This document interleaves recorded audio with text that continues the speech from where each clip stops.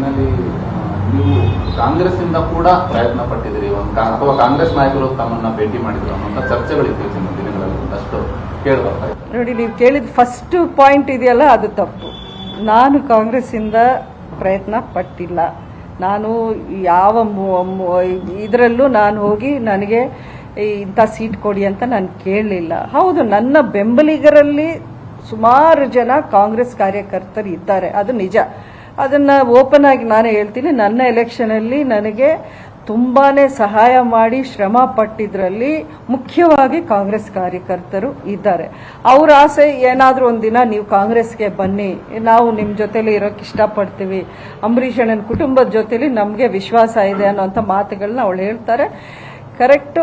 ನನಗೆ ಒಂದಷ್ಟು ಇಂಟರ್ನಲಿ ಒಂದಷ್ಟು ಇದನ್ನ ಇನ್ವಿಟೇಷನು ಬಂದಿದೆ. ಕಾಂಗ್ರೆಸ್ ಅಲ್ಲೇ ನಿಮ್ಗೆ ಈಸಿಯಾಗಿ ನಾವು ಟಿಕೆಟ್ ಕೊಡಿಸ್ತೀವಿ ಬನ್ನಿ ಅಂತದ್ದು. ಬಟ್ ನಾನು ಒಂದು ಕಮಿಟ್ಮೆಂಟ್ ಆದೆ.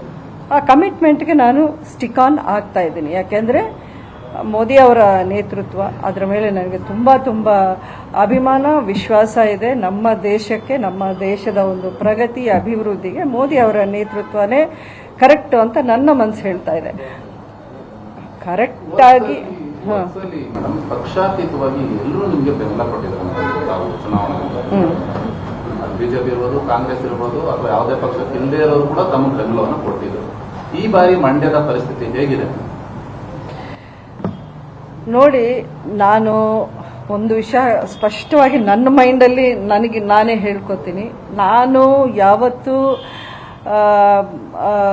ಇಂಥ ವಿಷಯಗಳಲ್ಲಿ ಈಗ ನನಗೆ ಏನೋ ನಾನು ದೊಡ್ಡ ಲೀಡರು ಅಥವಾ ನನಗಿಂತ ಯಾರೂ ಇಲ್ಲ ಲೀಡರು ಮಂಡ್ಯದಲ್ಲಿ ಅಂತ ಆ ರೀತಿ ನಾನು ನಡ್ಕೊಂಡು ಮಾತಾಡೋಳಲ್ಲ. ನಾನು ಖಂಡಿತ ನನ್ನ ಕೆಲಸ ಇದೆ ನಿಮ್ಮ ಮುಂದೆ, ನನ್ನ ಸಿನ್ಸಿಯಾರಿಟಿ ಇದೆ ನಿಮ್ಮ ಮುಂದೆ. ಅದನ್ನ ಇಟ್ಕೊಂಡು ನಾನು ಕೇಳ್ತೀನಿ. ಈ ಜನರ ಮನಸ್ಸಲ್ಲಿ ಏನಿದೆ ಏನಿಲ್ಲ ಅಂತ ಯಾರು ಯಾವ ಜ್ಯೋತಿಷ್ಯರೂ ಹೇಳೋಕೆ ಆಗೋದಿಲ್ಲ.